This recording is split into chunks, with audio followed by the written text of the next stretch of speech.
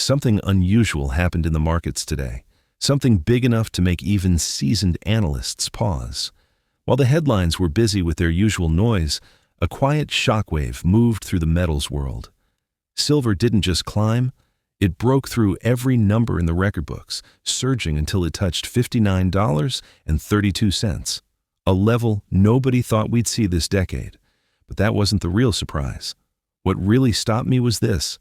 During this exact surge, JPMorgan reportedly shifted around 169 million ounces of silver into their vaults. Insiders estimate that's nearly 9% of global supply, quietly redirected, without a press release, without media coverage, without public explanation. And that's where my curiosity kicked in.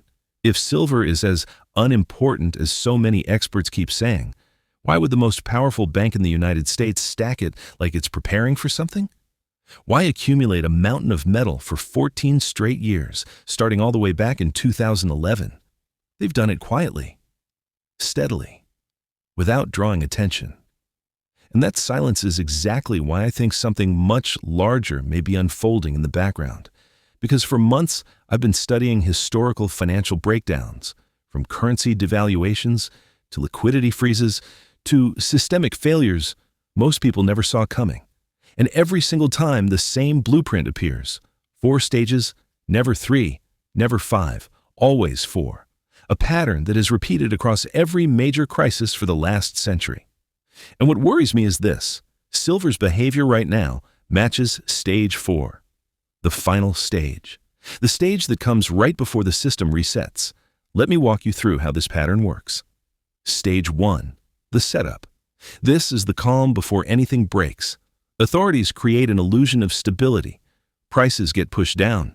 Paper contracts multiply while real physical supply gets tighter. Everyone feels safe.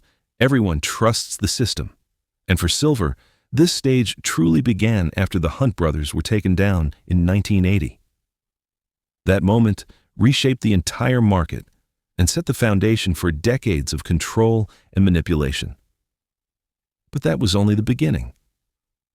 Regulators got nervous about volatility, so they built something massive, a paper market that some analysts estimate is around 50 times larger than the physical market. Here's what really strikes me about this. According to published comics data, open interest sits at approximately 244% of vaulted silver. Think about that for a second. That means, and this is just basic math, if even half the paper holders demand actual delivery, the system could face serious stress. Stage 2 is about expansion. The gap between paper promises and physical reality expands. Debt, printing, promises stacked on promises, but prices still suppressed. In my view, we've been living in Stage 2 since 2008. Reports indicate global central banks printed over $30 trillion. The U.S. alone reportedly added around $8 trillion to its balance sheet. But silver didn't explode then. Why? My take on this: every time physical demand increased, major banks reportedly flooded the market with paper contracts, short positions, derivatives. According to market data, prices stayed pinned below $30 for nearly a decade. Meanwhile, something interesting was happening with industrial demand. Solar panels need silver coating for conductivity. Electric vehicles require roughly 3 times more silver than traditional cars. 5G infrastructure, AI data centers, medical devices. Industry reports now suggest silver demand from industry represents approximately 59% of total consumption, up from around 40% just 10 years ago. And here's the part that concerns me most. Silver mine production hasn't kept pace. Data from mining reports show supply has declined roughly 7% since 2016. Analysts point to what they call a structural deficit. More silver consumed than mined for around 7 consecutive years. So where's the difference coming from? Above ground stockpiles, vaults, reserves, they're being drained. India's silver imports reportedly hit record highs. China's been purchasing consistently, but paper prices stayed suppressed until recently. Now, this is where it gets really interesting to me. According to various market reports, since around April 2011, JPMorgan has accumulated what some analysts estimate at 675 million ounces of physical silver. If these estimates are accurate, That could represent roughly 45% of the world's above-ground supply in 1,000 bars. Let me put that in perspective. That's reportedly more than the Hunt brothers held at their peak, more than what Berkshire Hathaway ever held, more than entire nations. Why would they do this? Here's my understanding of what happened. Back in 2010, JPMorgan reportedly settled manipulation charges for around $200 million. When they acquired Bear Stearns in 2008, they inherited significant short positions. For years, they were apparently on the wrong side of the trade. So, what did they do? According to market observers, they flipped, covered their shorts, went long, massively long. Recent comics data suggests they're now sitting on approximately 169 million ounces in comics vaults alone, which could represent around 40% of total comics inventories. In my view, the gap between paper and physical education has never been wider.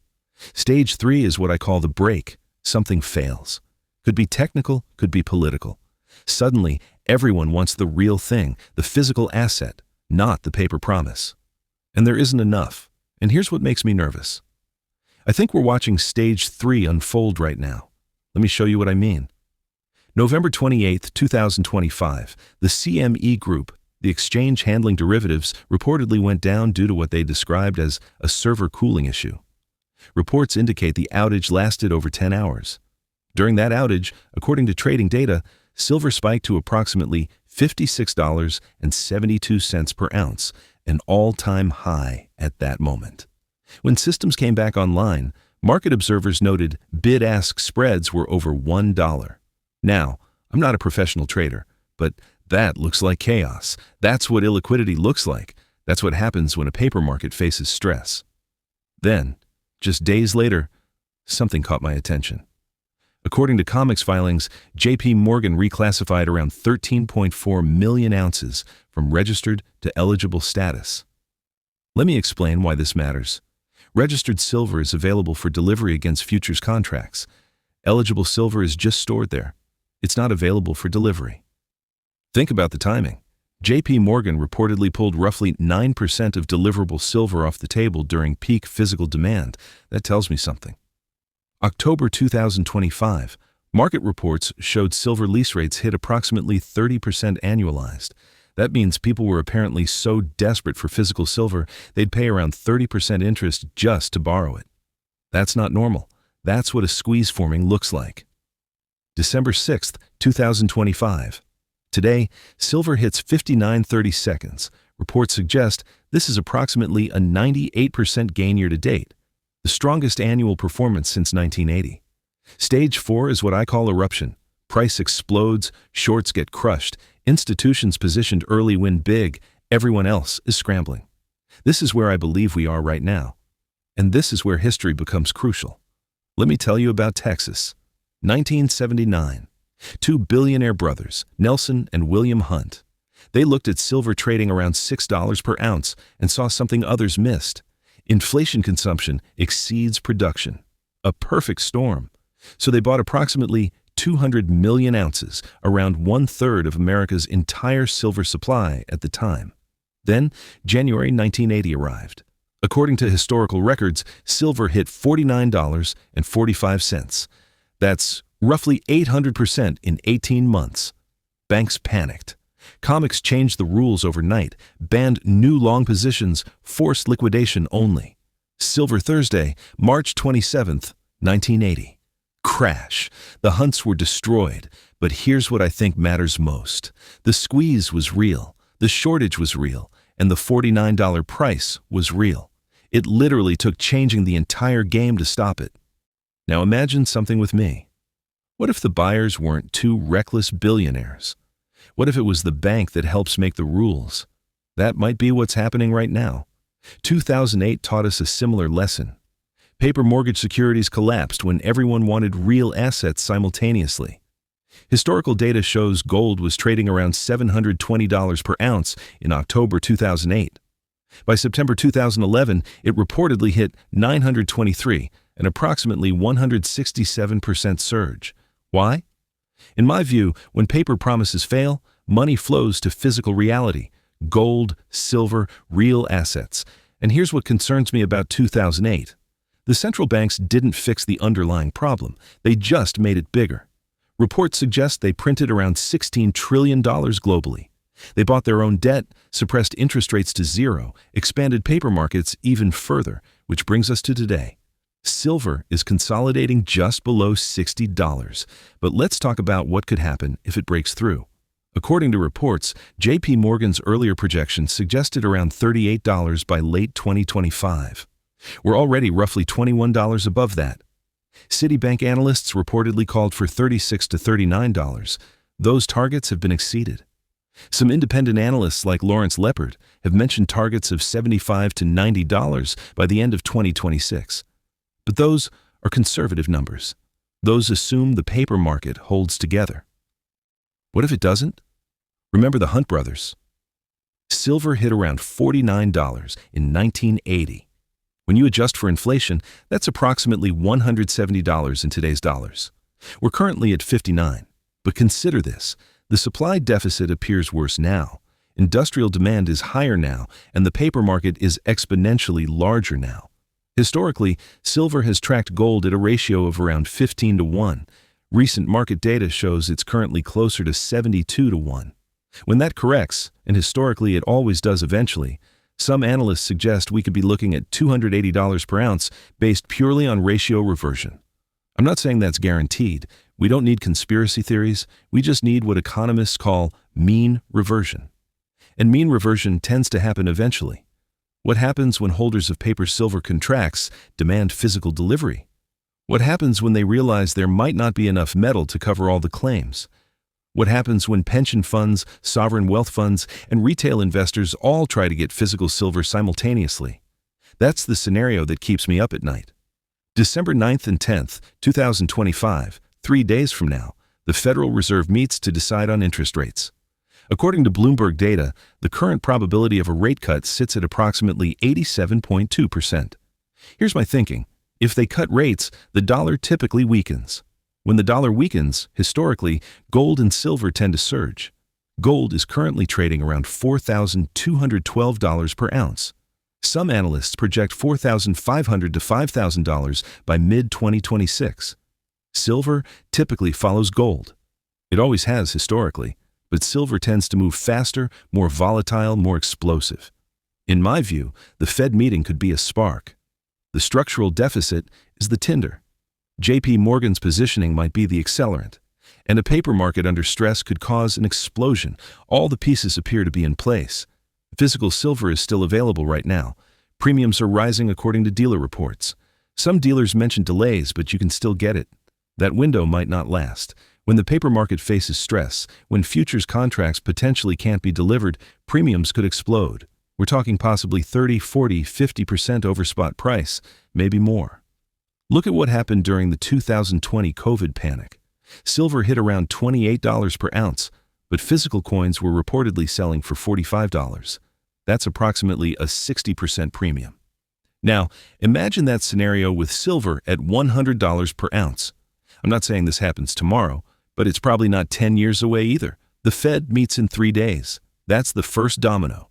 Industrial demand keeps rising. That's constant pressure. Complex inventories keep draining according to reports. That's the countdown clock.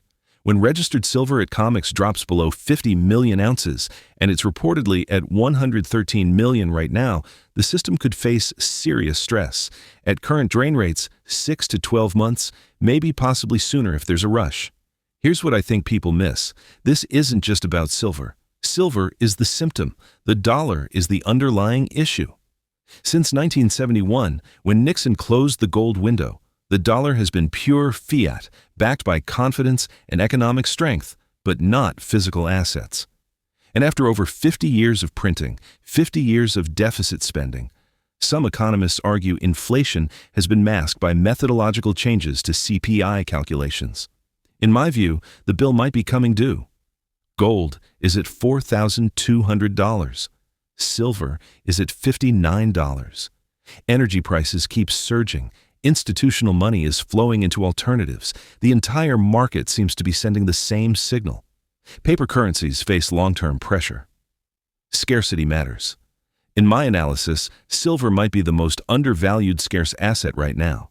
Undervalued relative to gold, undervalued relative to its industrial importance, undervalued relative to money supply growth.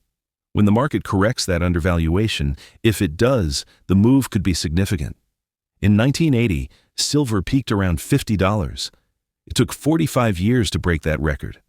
45 years of what some call suppression, 45 years of accumulation, 45 years of coiling, and now we're here. $59 and climbing. The Hunt brothers were early. They got crushed, but they were right about the fundamentals. Now imagine if they had been patient.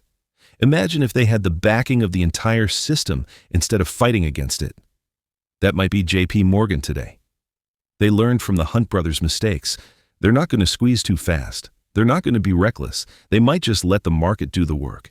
And when silver hits 100, then 150, then 200, if that's how things unfold, they'll already be in the perfect position. The indicators are everywhere. New all-time highs, persistent supply shortages, major banks quietly stacking metal, stress building in the paper markets, Federal Reserve meetings creating uncertainty, and rising geopolitical tensions across the world. All of this happening simultaneously isn't random. It's alignment. Stage 1, the setup, is already behind us. Stage 2, expansion and debasement, finished. Stage 3, the phase we're living through right now. Stage 4, the final outcome, is slowly coming into view. You don't have to take my word for any of this. Just look at history. History has a way of repeating itself. I'm not a financial advisor. I'm simply someone who has spent years studying these patterns, watching the markets, and trying to understand what these signals really mean. The silver situation isn't something that's on the way. It has already begun. So the real question isn't if something is happening. It's whether you're prepared to understand what's unfolding or whether you'll look back 6 months from now wishing you had paid closer attention. The decision is yours. But think it through, because December 9th is only 3 days away. If you want to follow this story as it develops, hit subscribe. I'll be covering every major update and sharing my analysis in real time as events progress. What do you think? Could silver touch $100 in 2026? Drop your thoughts in the comments. I genuinely want to hear what you think. This could become one of the most important financial narratives of 2025.